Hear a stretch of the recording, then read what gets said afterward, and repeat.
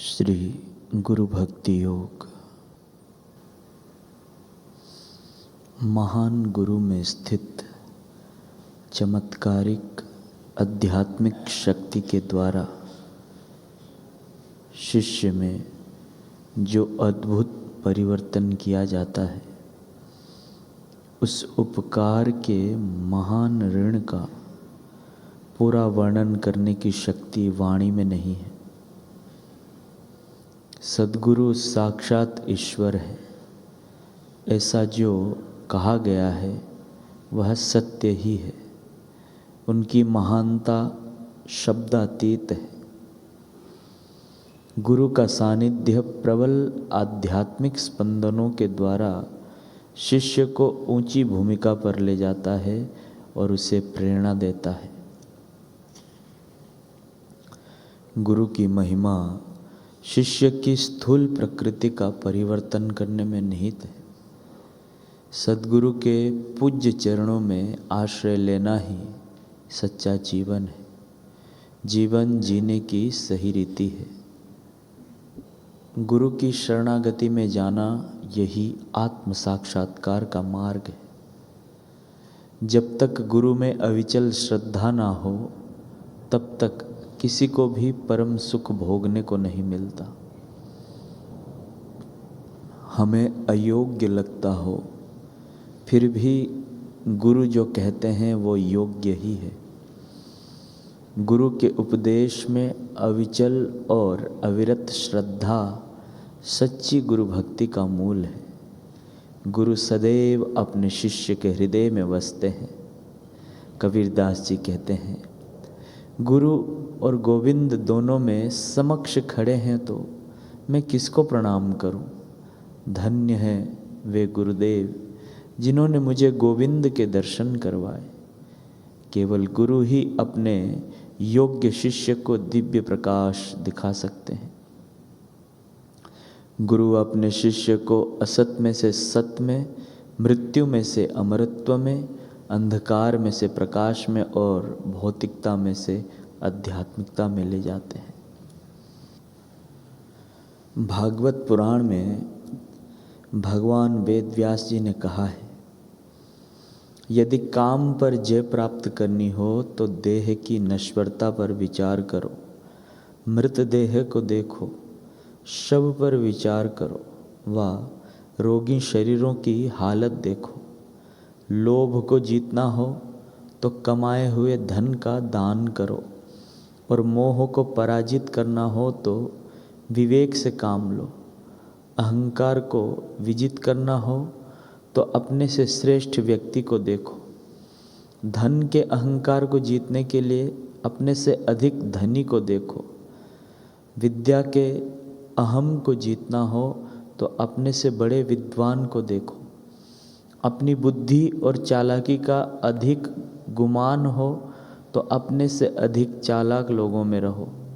परंतु इन सब प्रयासों से दूर जिसे सद्गुरु की प्राप्ति हो गई, जिसे गुरु भक्ति रूपी संजीवनी मिल गई, उसे काम दूर करने के लिए अलग से कोई उपाय नहीं करना पड़ता। क्रोध दूर करने के लिए भी कोई अतिरिक्त उपाय करना आवश्यक नहीं। अविद्वता दूर करनी हो तो विद्यालयों में जाइए। अनपढ़ हो तो अध्यापकों की दास्ता स्वीकारिए। परंतु जिसने गुरुदेव की दास्ता प्राप्त कर ली, वह अनपढ़ होते हुए भी विद्वानों को पढ़ाता है। नासमझ होते हुए भी समझदारों को समझाने की क्षमता रखता है, क्योंकि नास्ति तत्वम गुरोः परम। शिष्य का यह कर्तव्य हो जाता है कि गुरु सेवा में अपना सर्वस्व लुटा दे। गुरु का यह स्वभाव ही होता है कि वह संप्राप्त आध्यात्मिक पूंजी का अपना संपूर्ण कोश शिष्य के हृदय में उड़ेल दे। इसके बावजूद उनकी पूंजी में कोई अभाव नहीं आ पाता।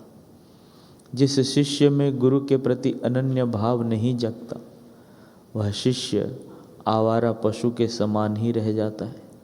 उसकी हालत धोबी के कुत्ते जैसी हो जाती है, न घर का न घाट का। उसके मन को पूर्ण विकसित हो पाने का अवसर ही नहीं मिलता।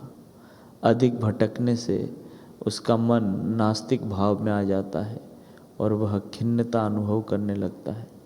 पर जिसे सद्गुरु मिल गए हैं और जो सत्य शिष्य बन सका है, उसके लिए परमात्मा के प्रेम प्रभाव का झरना फूट निकलता है। गुरु प्रसाद, गुरु कृपा जब हृदय में प्रविष्ट होती है, तब गुरु प्रसाद क्या वस्तु होती है, यह यदि जानना हो तो किसी गुरु भक्त के हृदय में झांक कर देखिए। गुरु प्रसाद का स्वाद क्या होता है, यह यदि जानना हो तो किसी सत्शिष्य के हृदय में झांक कर देखिए। तब आपको पता चलेगा देवतागण तो उस अमृत से वंचित रहे जो अमृत गुरु भक्त को मिलता है, जिसे गुरु भक्ति से संप्राप्त कर पीता है। उस अमृत से योगी जन भी वंचित रहते हैं। कर्मी तो इस अमृत से बहुत दूर रह जाते हैं। कर्मी कर्म कांड की शुद्धि में तो लगे रहते हैं, परंतु हृदय की शुद्धि तो परम भाव से प्राप्त होती है। भाव के बिना वह संभव ही नहीं है, उससे वे वंचित रह जाते हैं।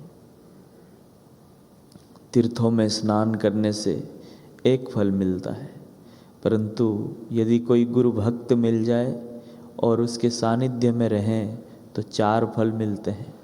गुरु भक्त के सानिध्य मात्र से धर्म, अर्थ, काम और मोक्ष, इन चारों के दरवाजे खुल जाते हैं। किसी गुरु भक्त से मित्रता करके देखिए, वह आपको धर्म के मार्ग पर ले जाएगा। उसका स्वभाव ही होता है कि वह आपको धार्मिक बनाकर ही छोड़ेगा, आपको ठोंठ नास्तिक ना रहने देगा। सच्चा गुरु भक्त आपको मिले तो धर्म का द्वार ही खोल दे। सच्चा गुरु भक्त ही संतत्व को प्राप्त होता है। संतों जैसा वेश बनाकर बैठे रहने वाले, जाने जाने वाले साधक संतत्व को प्राप्त नहीं होते।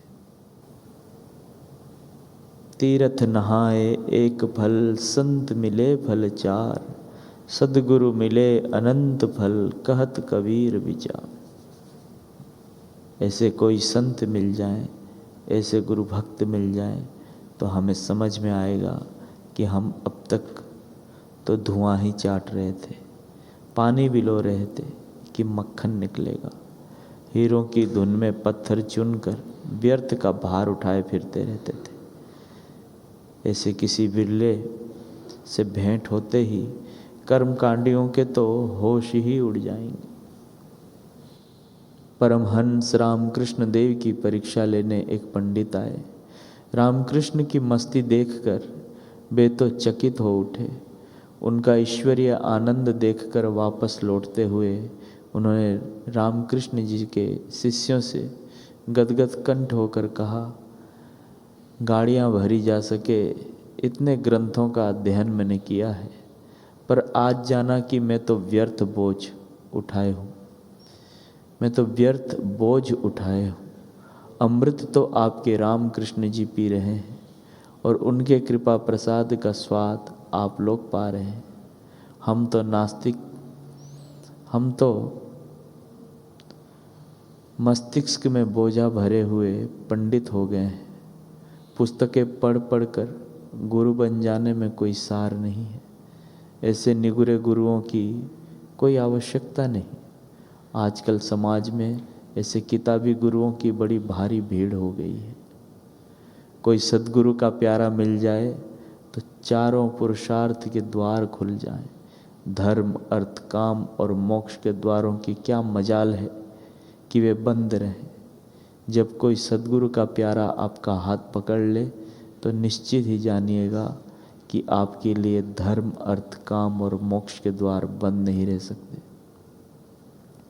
सत्य शिष्य का सानिध्य इतना लाभ पहुंचा सकता है, और जब वो यह सत्य शिष्य सद्गुरु बनता है तब उसमें अनंत फल देने का सामर्थ्य उद्भूत हो जाता है।